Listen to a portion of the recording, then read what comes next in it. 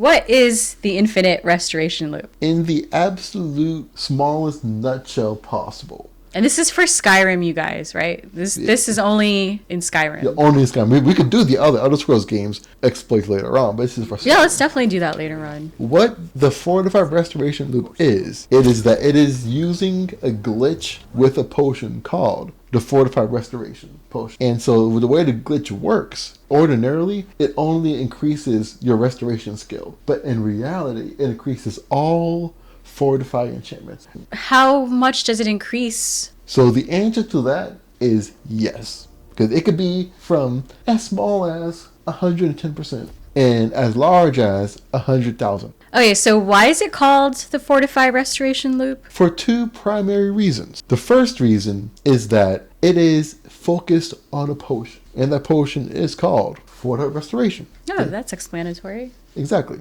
And the second is that it is a loop that can snowball out of control after a certain period of time. Ooh, sounds dangerous. So how exactly does the Fortify Restoration Loop work? Well, on the base level, the way it works is that ordinarily a Fortify potion only boosts that particular skill. So Fortify smithing increases smithing. Fortify enchanting increases enchanting. But Fortify Restoration, it increases every other potion or enchantment that has Fortify in it. So if you drink a Fortify Restoration potion and then decide to enchant an item with, say, Fortify Alchemy, instead of it being a 10% alchemy boost, it'll be 15%. And so that's really the way it works.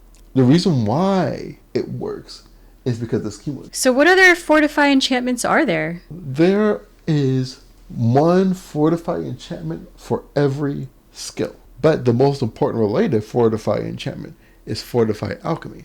In effect, the Fortify Restoration Loop is two different Fortify enchantments and potions working with each other. Oh wow, it's two different ones. Okay. I guess that makes it stronger. Exactly. Interesting. So how do you set up the Fortify Restoration Loop? So the first thing is that you're going to need a large number of items. And so the first item you're going to need is an item that has Fortify Alchemy. Then you have to disenchant it. Now there's a questline called the Dark Brotherhood questline. And when you interact with an NPC called Muri, she gives you a item that has Fortify Alchemy. So why do you have to disenchant the item? So the way Skyrim works is that in order to learn enchantments, you have to get the item that has the enchantment, and then so when you disenchant it, you permanently have that skill. So you can enchant the other items with that. To go further, what's the Dark Brotherhood? The Dark Brotherhood is a faction in Skyrim and the Elder Scrolls overall, and their thing is that they are assassins. Is it like this rogue rebel group? I wouldn't say they are rogue rebels. They're closer to like mercenaries. Oh, interesting. And so the entire thing with the Dark Brotherhood, they have an entire ritual people use to get their services. It's this really complex ritual. You need a skeleton, all kinds of stuff.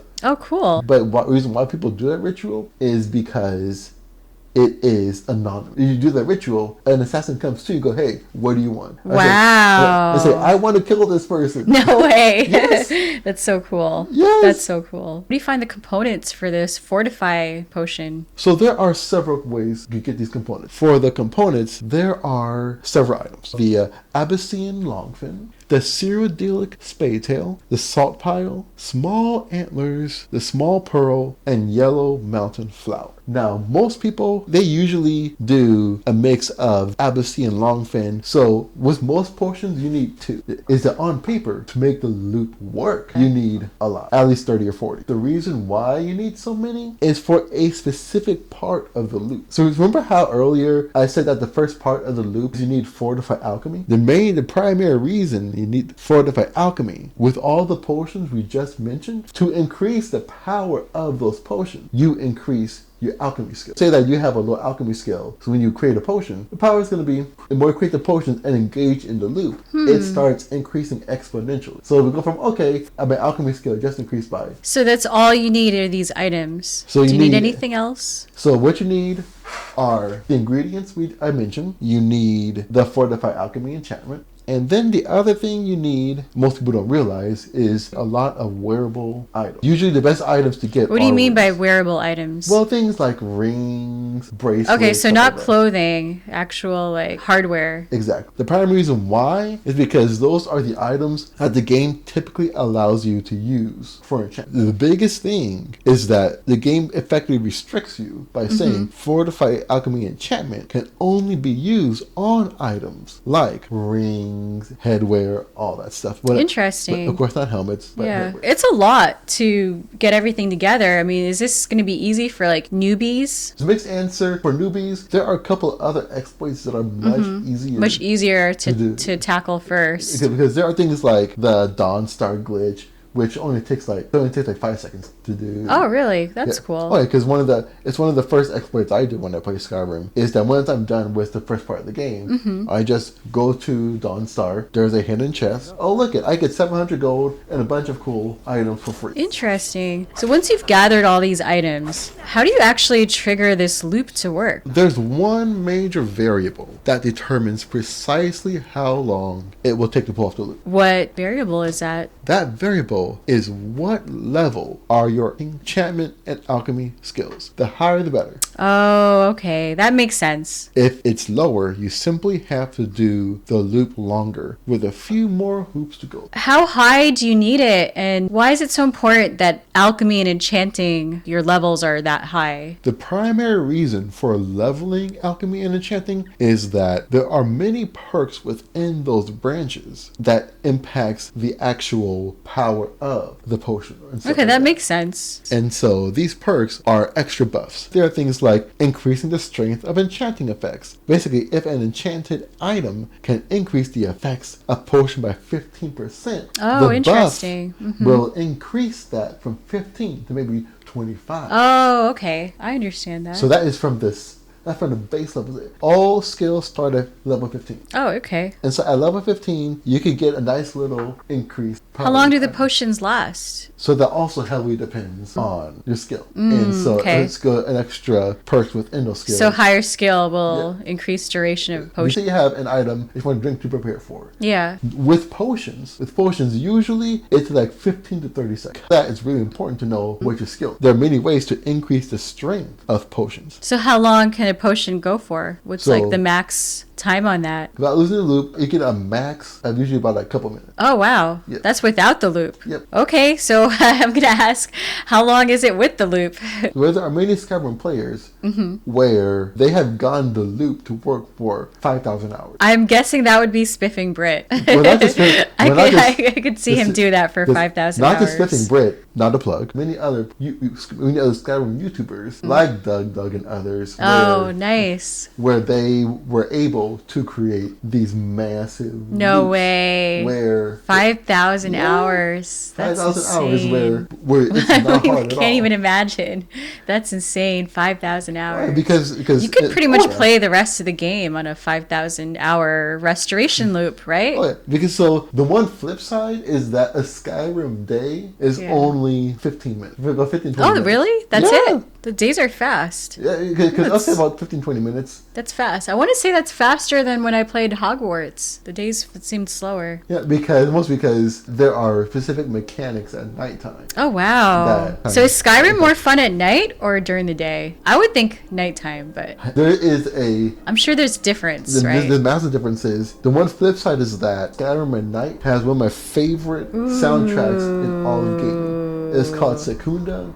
And it is one of the most chill soundtracks in gaming history. I have heard you play that. That's an awesome soundtrack. Because I would love Skyrim at night. Oh yeah. Forever night. How many skills are there then? Well, there are 18 skills. Those skills are illusion, conjuration, destruction, restoration, alteration, enchanting, smithing, heavy armor, block, two-handed, one-handed, archery, light armor, sneak, lockpicking, pocket, speech, and alchemy. So it's a lot like D&D. Yes. Yeah, I feel like Skyrim has a D&D base. Yeah. Yes, exactly. In fact, with these skills, they are split into 3 different sections. And so those sections are mage, warrior, and thief. Under mage, those skills would be illusion, conjuration, destruction, restoration, and alteration. Finally with enchanting. And then there's warrior. So with warrior, it is smithing, heavy armor, block, two-handed, one-handed, and archery. Elite finalizes with thief, which is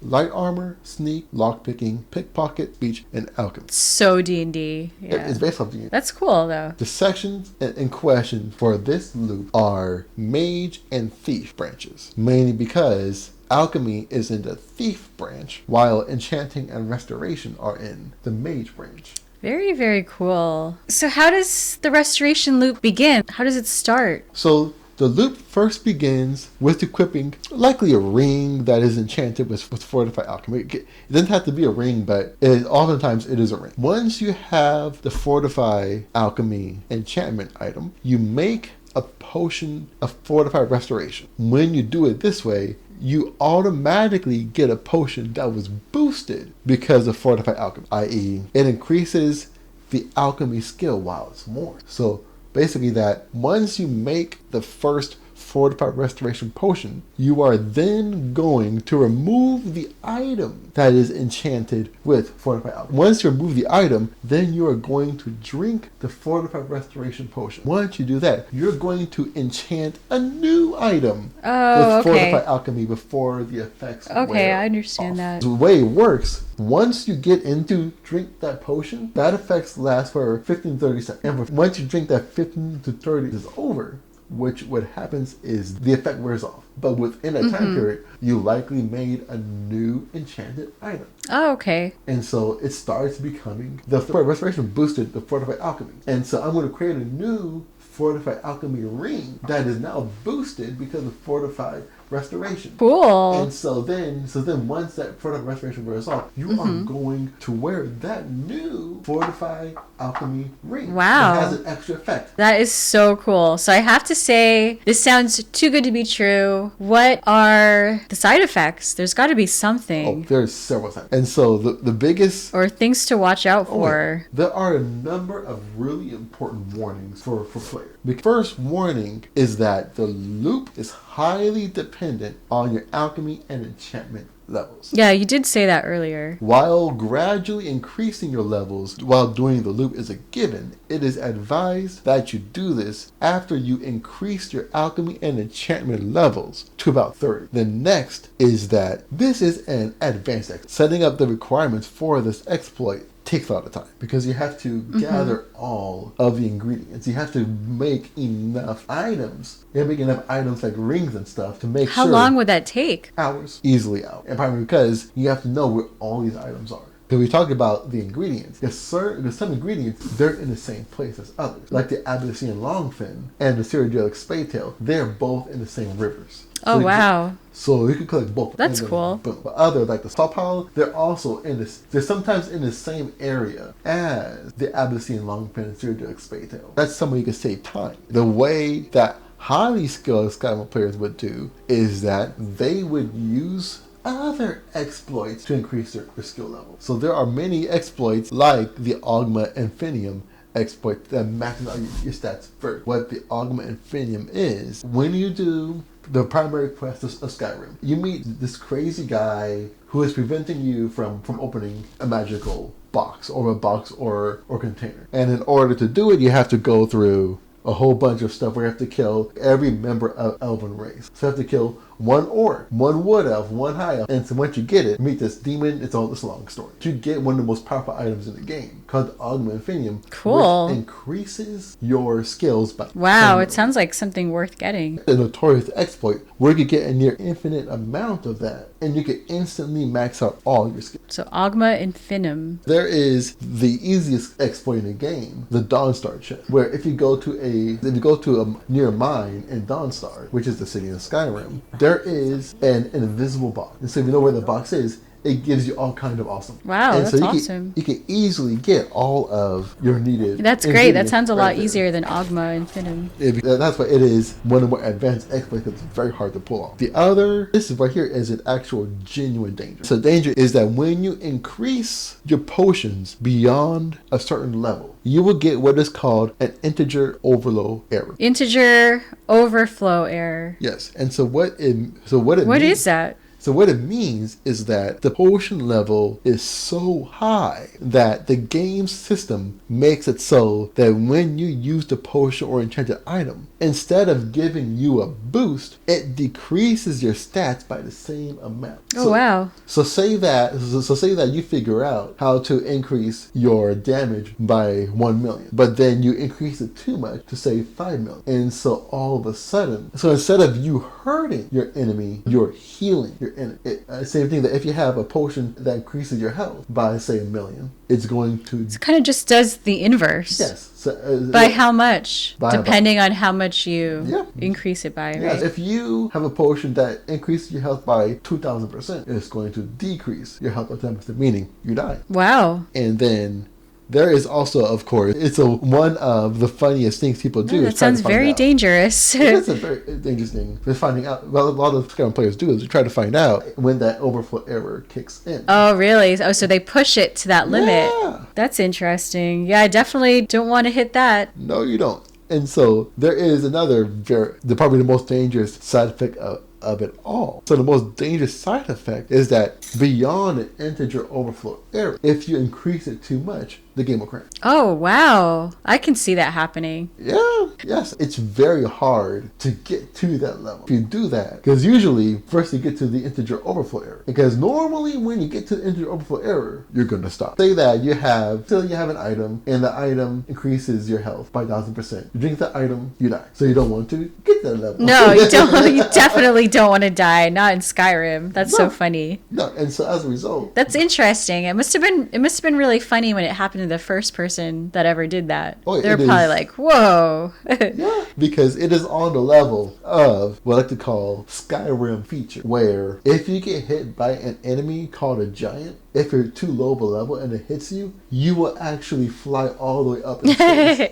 No way. That's actually cool. Into the stratosphere. Yeah, you see the giant hit You're just launched. And you see your character just... That is actually hilarious. Yeah, there's some funny things in Skyrim. But thanks for explaining this to me and to everyone else. Yeah. Because luckily, with most of these exploits, it is a matter of just sitting down and just doing it. Yeah, interesting. Just grinding it out. Absolutely. As Shia LaBeouf once said, just do it. Yeah.